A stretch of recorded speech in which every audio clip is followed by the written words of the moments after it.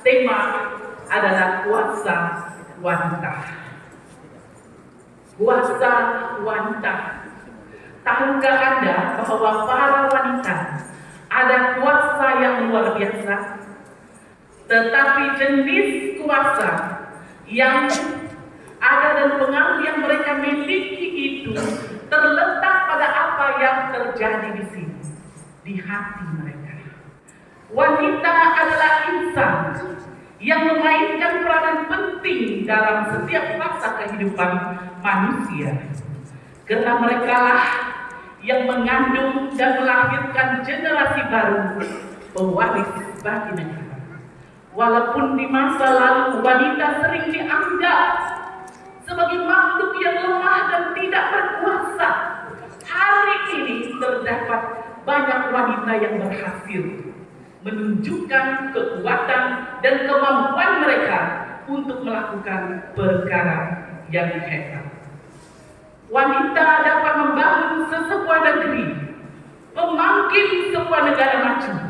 Mereka bukan hanya melakukan kerja rumah. Banyak wanita hari ini juga bekerja di luar rumah untuk membantu meningkatkan ekonomi keluarga.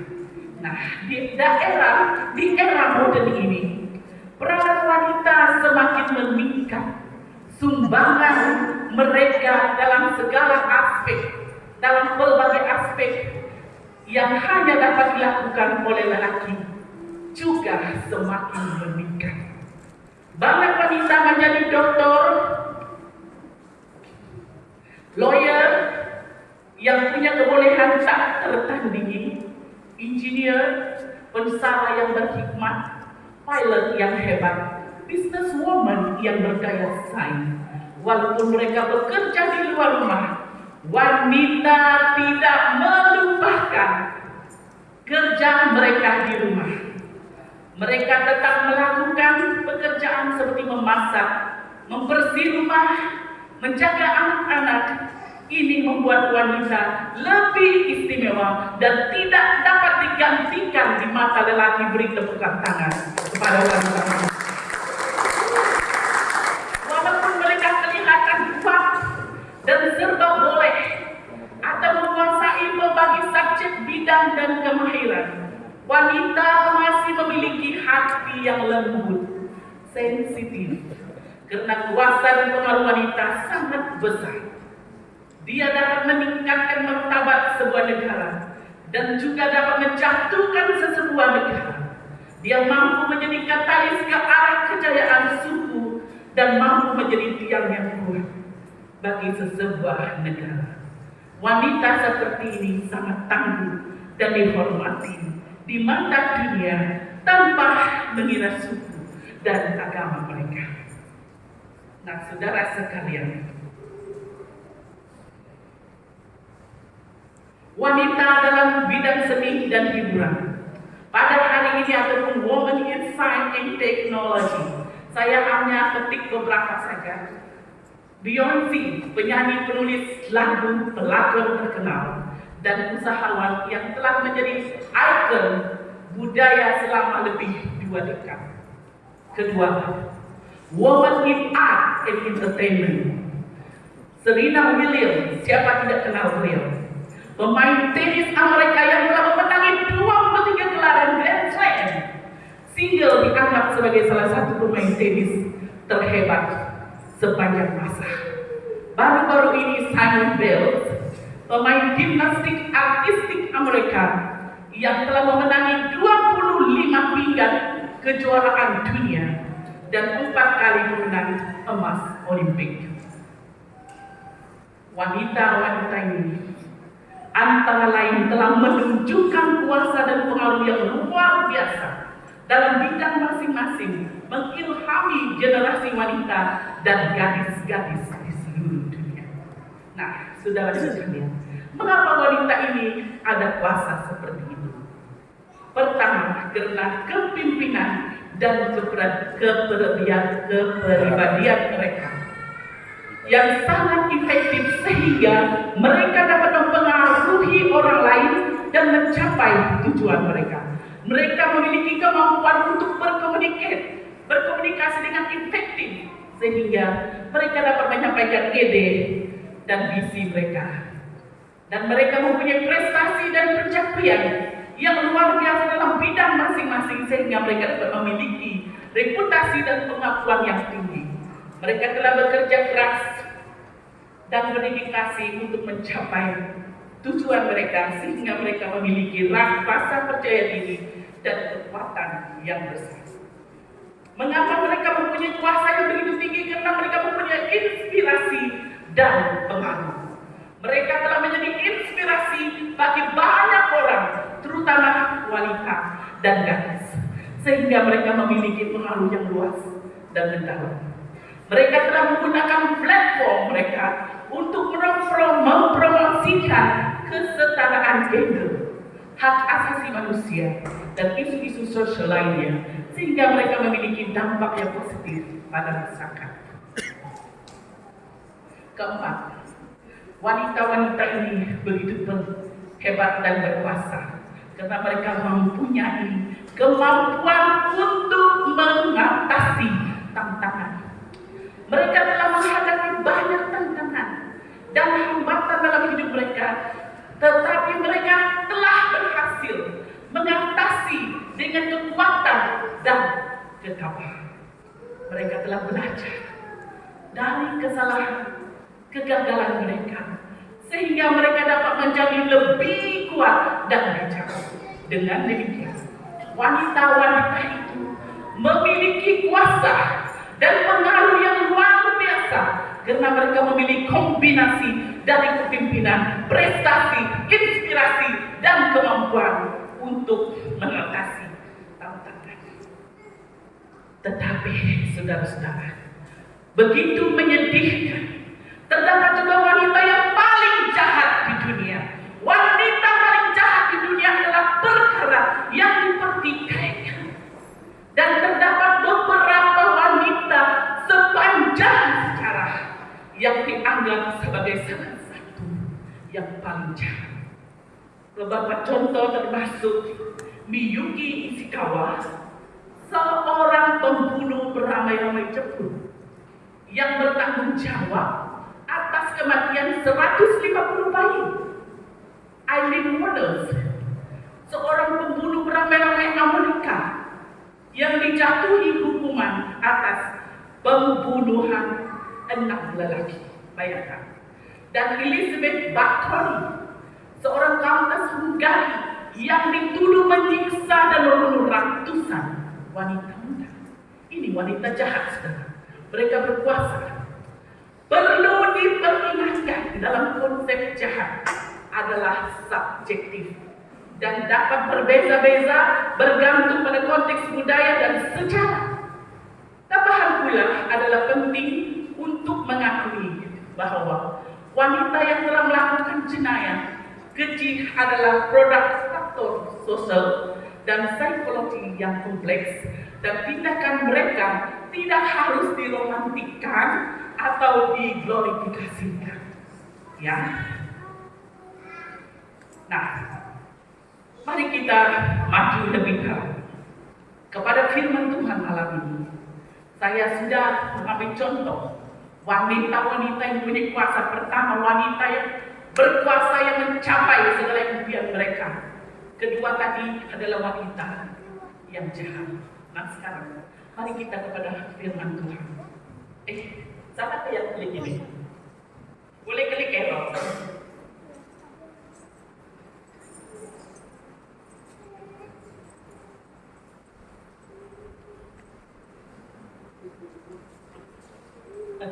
Itu yang tadi kan?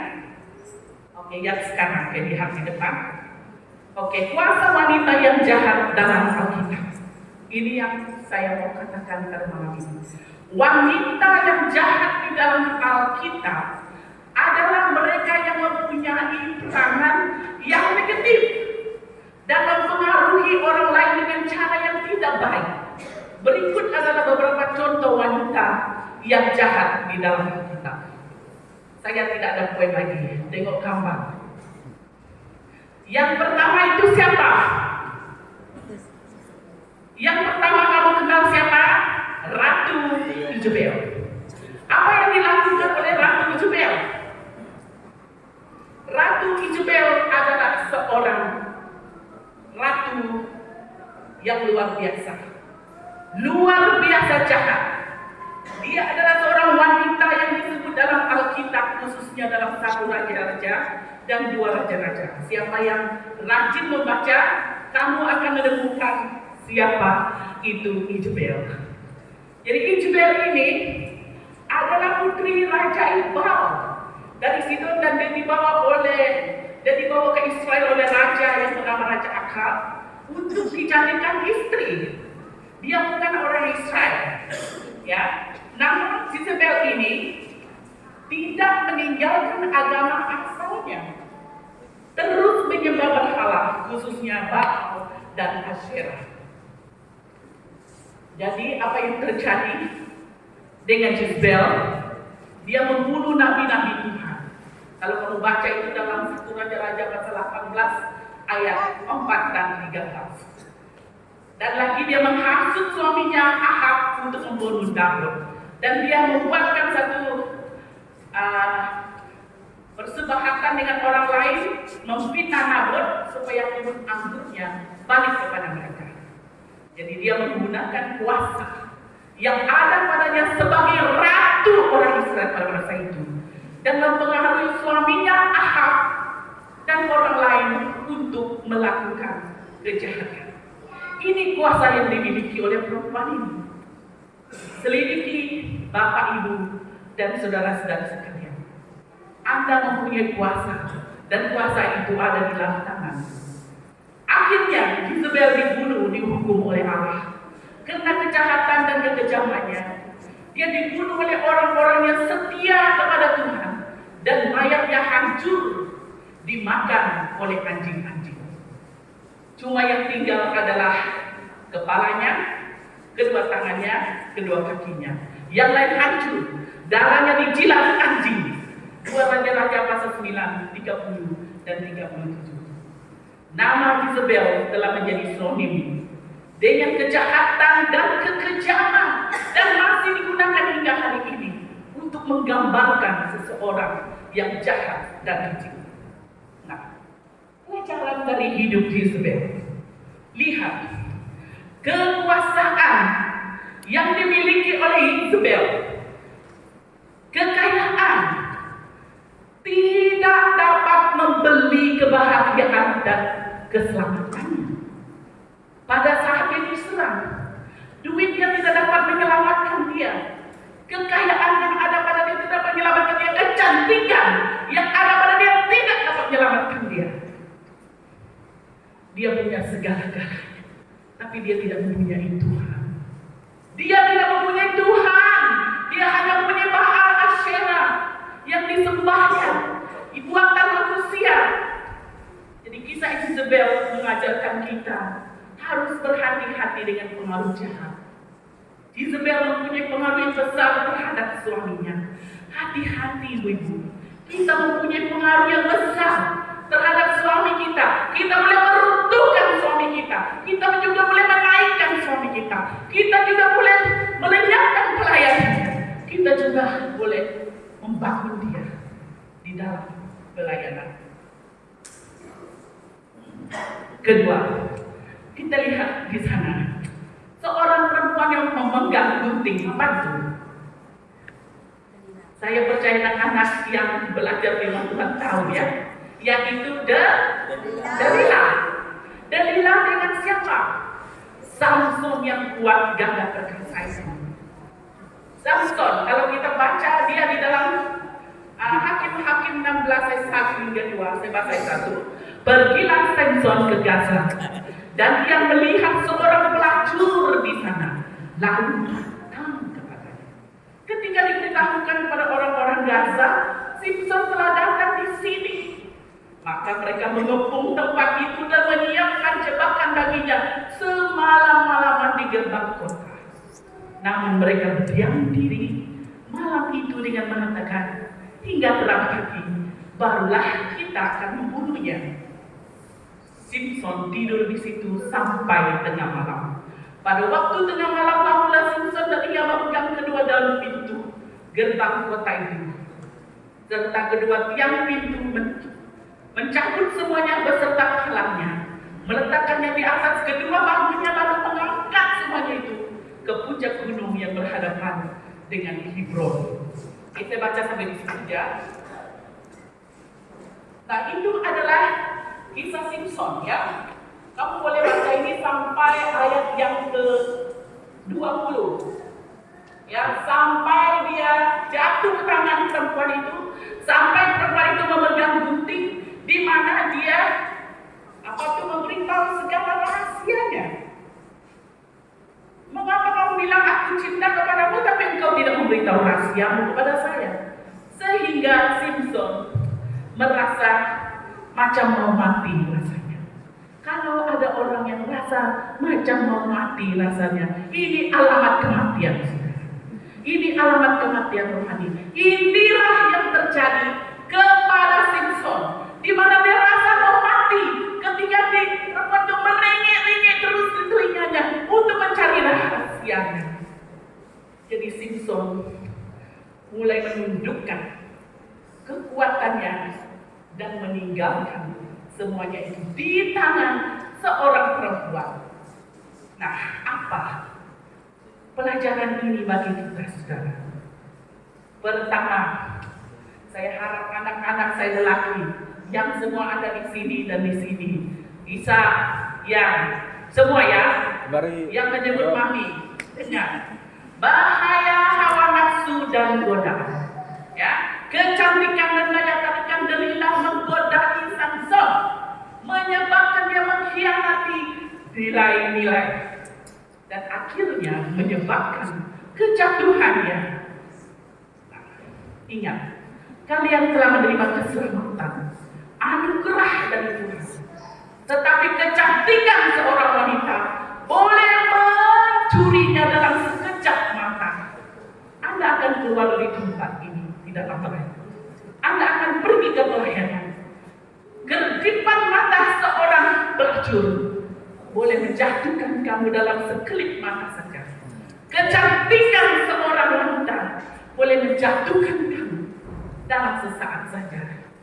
Itu yang kita pelajari. Kedua, bahayanya menikah dengan orang yang belum bertobat. Walaupun dia Kristen, dia Kristen. Mak, saya mau ini. Mak, saya mau kawin ini. Dia cantik. Benar-benarkah dia bertobat? Benar-benarkah dia mengikut Yesus? Apalagi kamu sebagai hamba Tuhan, ya, yang mau pergi melayani Tuhan. Benar-benarkah dia mau melayani Tuhan dengan kamu? Nah, ini pertanyaannya. Samson tidak pikir itu. Jika nafsunya naik, dia lupa segalanya. Dia adalah seorang Nazrin, seorang yang telah dipilih Tuhan menjadi hakim di Israel, bukan orang-orang. Seorang pemimpin. Dalam sekelip mata, dia melihat Delilah, dia jatuh. Secara rohani dia jatuh pingsan. Alangkah menyedihkan sekali seorang hamba Tuhan seperti itu. Jaga-jagalah. Mazmur mengatakan, dengan apakah seorang muda mempertahankan kelakuannya bersih, dengan menjaganya sesuai dengan firman-Mu. Dengan segenap hatiku aku mencari Engkau. Jangan biarkan aku menyimpang dari perintah-perintah-Mu. Dalam hatiku aku menyembah janji-Mu, supaya jangan aku berdosa terhadap Engkau. Seharusnya inilah teriakan yang harus keluar dari Simson. Pada waktu dia jatuh cinta kepada Delilah seorang perempuan sundal. Saudara, dia mempertaruhkan hidupnya hanya karena seorang perempuan yang tidak bermarwah. Jadi pentingnya kawalan diri dan integriti moral. Sebagai pemimpin dan seorang pastor, kamu sepatutnya mempunyai modal teladan dan simbol integriti moral. Namun kelemahan kawalan diri dan moral menyebabkan kejatuhan. Jangan sekali-kali mempercayai perempuan jalan, ya. Samson mempercayai Delila, walaupun wataknya dipertikaikan orang banyak. Orang tahu terang-terang dia seorang sultan, tetapi dia menghampiri perempuan itu. Inilah kemudahan Samson, sehingga dia meletakkan nama Tuhan di tempat yang lain, mempermalukan Tuhan. Nah, kita terus kepada yang kedua. Yang lama-lama masih ada itu kan, istri Potifar, saya tak ada masalah. Istri Lot,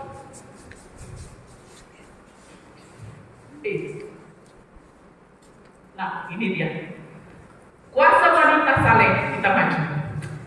Tadi kuasa wanita jahat, sekarang kuasa wanita saleh.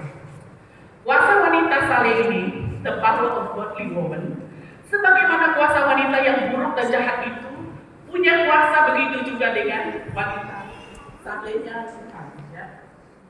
Wanita tanpa nama. Yang pertama, saya mau belajar bahwa kita belajar tentang wanita tanpa nama di dalam Alkitab.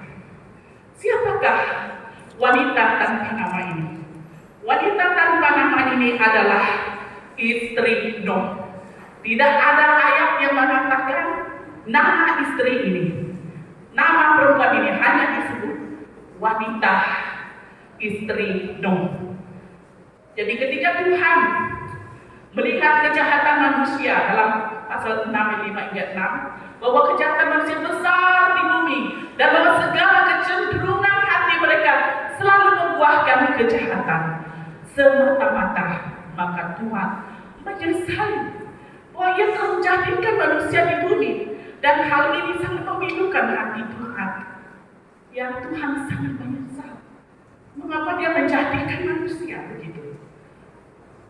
Tetapi ada sebuah keluarga yang tetap hidup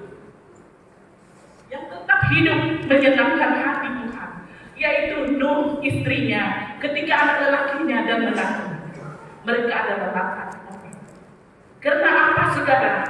Karena istri Nuh mengambil peranan yang sangat penting di dalam keluarganya untuk mengajar setiap anak lelakinya, menantu-mantunya berjalan di dalam jalan Tuhan, walaupun terdapat tekanan yang menentang mereka. Mereka bertahun-tahun mentaati Allah di tengah-tengah bangsa yang bejat, yang rusak. Mereka bertahan mati-matian terhadap ejekan dan tekanan. Inilah keluarga hamba Tuhan. Inilah keluarga kita, saudara. Kamu dipanggil menjadi hamba Tuhan. Kamu harus kuat menghadapi tantangan. Kamu harus kuat menghadapi musuh. Kamu harus kuat menghadapi apapun orang menghujat kamu. Karena Tuhan dari atas melihat Anda. Karena Tuhan dari atas mempedulikan. Pada satu saat Dia menyelamatkan keluarga ini, saudara. Jadi kita lihat di dalam Alkitab tidak pernah menyebut bahwa istri Nuh bersungut kepada Nuh dengan membawa dia begitu jauh sekali dan melihat keadaan dunia yang rusak, membuat berterang dan itu dan ini. Ketika keluar dari berterang, semua hewan dan semua tumbuhan sudah tidak cantik lagi, tapi satu keluhan pun tidak keluar dari mulut istri Nuh. Saya belajar dari kisah ini. Dia belajar untuk tidak bersungut-sungut, saudara. Seringkali kita istri hamba Tuhan selalu bersungut-sungut. Waktu saya sampai di Lawas, sebanyak sungutan. Saya biasa hidup di bandar. Ketika sampai di sini, saya seperti apa? Saya mengalami depresi yang sangat berat, sehingga saya tidak dapat gerak. Dan saya mengalami trauma ketika hujan deras dan angin. Saya begitu takut sekali karena rumah kami selalu banjir. Kalau di Miri kami tidak pernah banjir. Saya begitu bergumul. Tuhan, saya bilang, saya keluar. Saya minta Tuhan, jangan banjir balik masuk ke rumah saya lagi.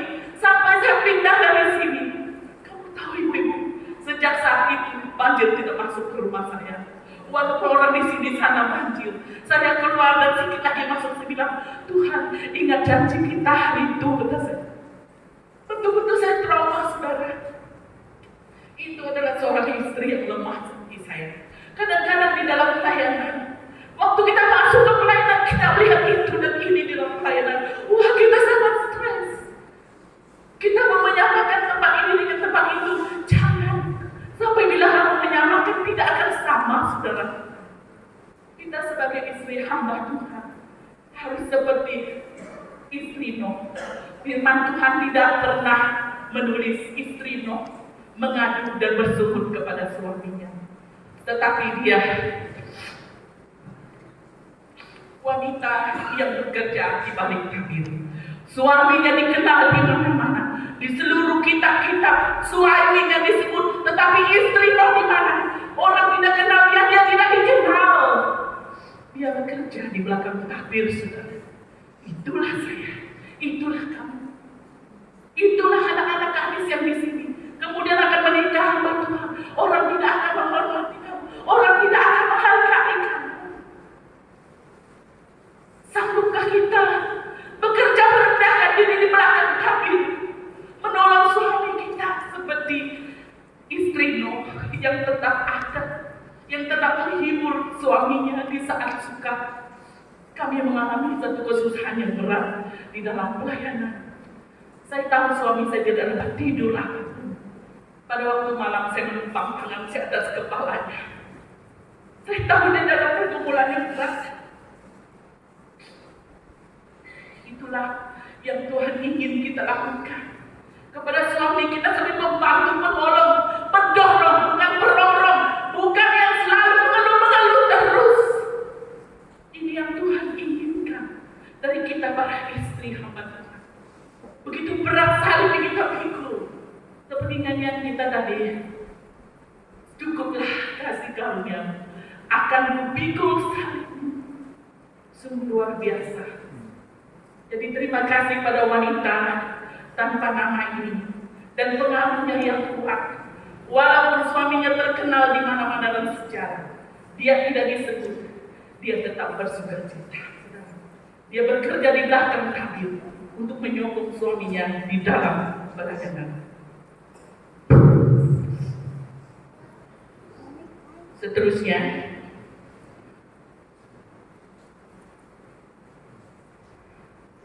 yang kedua adalah si pengeluh yang berubah menjadi putri. Siapa si pengeluh ini? Istri Abraham, yaitu Sarai. Sarai adalah seorang istri, orang yang sangat kaya, yaitu Abraham. Dia punya segalanya. Dia tinggal di tempat yang cantik sekali. Tapi ketika firman Tuhan datang kepada Abraham, memanggil dia keluar dari tanah Ur Kasdim untuk menuju ke tanah yang ditunjukkan oleh Tuhan, uncertainty. Dia tidak tahu kemana arah itu, tetapi dia dengan begitu berat hati untuk mengikuti suaminya. Firman Tuhan mengatakan bahwa suaminya kira-kira seperti ini. Dia bilang kepada istrinya, karena Tuhan mengatakan, sekarang Tuhan telah berkata kepada Abraham, keluarlah dari negerimu, pasal 12 ayat 1 dan Kejadian, dan dari sanak saudaramu, dan dari rumah ayahmu, ke sebuah negeri yang akan kuperlihatkan kepadamu. Jadi Abraham berkata kepada Sarai, kita akan meninggalkan tempat ini sayang. Kamu meninggalkan istana kamu. Kamu meninggalkan lingkungan yang nyaman ini. You have to leave it behind you. Ya, dan kita akan memulakan perjalanan iman. Wah, sungguh satu tantangan yang hebat bagi seorang istri hamba Tuhan ataupun istri anak-anak pun. Kalau dia terpaksa mau transfer ke satu tempat, ya, sehingga saya mendapati ada banyak istri-istri, bukan saja pastor, tapi istri yang lain, mereka akan mengalami depresi yang teruk dalam perpindahannya. Namun dia juga pergi walaupun dia selalu mengeluh itu dan ini. Dia tahu bahwa Abraham bukan orang yang sempurna. pernah dijual oleh suaminya kepada siapa? Raja Mesir. Katakan kamu saudara saya babak selesai. It's okay, we finish, dia bilang. Jadi Raja Mesir akhirnya jadi apa? Jadi istri malam itu. Siapa jaga Sarai? Tuhan kan? Sehingga dia tidak dijamah oleh raja itu beberapa kali. Pada Abimelek, kepada siapa? Dia berikan istrinya. Jadi istri, suami apa itu? Ya, dia banyak kelemahan juga ya. Jadi akhirnya dia ketika dia bertemu dengan Tuhan, namanya didukan menjadi putri. Sarah meaning dead princess, putri. Dia menjadi ibu kepada semua orang percaya dan Abraham adalah bapa iman. Nah, kuasa wanita-wanita saleh telah memainkan peranan yang signifikan dalam membentuk jalur sejarah manusia sepanjang Alkitab. Kita melihat contoh-contoh wanita yang telah menunjukkan iman, keberanian dan hikmat yang luar biasa, mengilhami generasi akan datang. Nah, ciri-ciri wanita, karakteristik of godly woman, yaitu iman. Wanita-wanita saleh memiliki iman yang dalam dan mengabdi kepada Allah yang hidup dan percaya kepada kedaulatan dan penyediaannya. Dan mereka juga menunjukkan keberanian dalam menghadapi kesulitan, berdiri teguh dalam keyakinan dan nilai-nilai mereka. Mereka mempunyai hikmat, pertimbangan, dan wawasan membimbing mereka dalam keputusan dan tindakan mereka. Kasih mereka menunjukkan empati, kebaikan kepada orang lain, mencerminkan hati Allah. Dan mereka adalah wanita-wanita yang rendah hati, yang mengakui keterbatasan, their limitation, ya, dan ketergantungan mereka kepada Allah. So the lesson from the moment that we study from this passage is that obedience and submission to God's will, faithfulness and loyalty to one husband and our partner, patient endurance in face of challenges, influence in guidance through wise counsel and support, selfishness and sacrifice for the benefit of others, selflessness, tidak mementingkan diri sendiri. Inilah impact, inilah karakter Bible verses yang kita belajar pada malam hari ini. Walaupun saya tidak sempat memberikannya satu persatu. Jadi mereka meninggalkan warisan yang abadi, mempengaruhi generasi yang akan datang. Itulah saya dan kamu, saudara-saudara, ibu-ibu dan anak-anak sekalian. Kita adalah yang akan memberikan warisan. Jadi kuasa dan kekuatan wanita-wanita saleh adalah kesaksian kuasa kedaulatan Tuhan dan kasih Allah melalui iman, kebenaran, hikmat dan kasih dan kerendahan hati kita. Kita harus belajar dari mereka yang telah lebih dahulu mengasihi Tuhan, dan semoga kita mencontohi iman mereka dan meneladani ciri-ciri mereka menjadi wanita-wanita saleh yang membuat perbezaan di dunia ini. So, awal kesimpulan.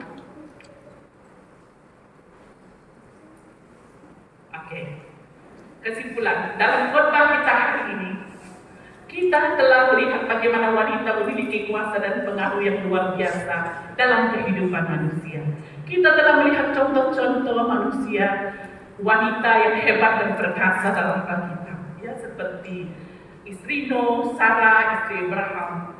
Kita juga melihat bagaimana wanita yang memiliki pengaruh yang jahat, negatif, seperti Jezebel, Delilah. Namun kita juga melihat bagaimana wanita dapat berubah menjadi lebih baik, seperti Sarah yang berubah dari pengeluh menjadi putri. Kita dapat belajar banyak contoh-contoh wanita dalam Alkitab. Kita dapat belajar tentang pentingnya kesatuan dengan suami kita, ketaatan, ketabahan, dan pengaruh yang kuat dalam kehidupan kita. Kita juga dapat belajar tentang bahaya nafsu, godaan, dan kompromi. Namun yang paling penting, kita dapat belajar tentang kuasa dan pengaruh wanita miliki dalam kehidupan mereka. Kita dapat belajar tentang bagaimana wanita dapat menjadi sumber kekuatan dan inspirasi bagi orang lain, dan bagaimana mereka dapat membuat perbedaan dalam kehidupan orang lain. Jadi ibu-ibu, anak-anak, gadis sekalian, mari kita menghormati, menghargai wanita dan kehidupan kita. Mari kita belajar dari contoh-contoh wanita dalam Alkitab dan menjadi lebih baik dalam kehidupan kita sendiri. Mari kita menggunakan kuasa dan pengaruh yang kita miliki untuk membuat perbedaan dalam kehidupan orang lain dan menjadi sumber kekuatan dan inspirasi bagi mereka. Amin.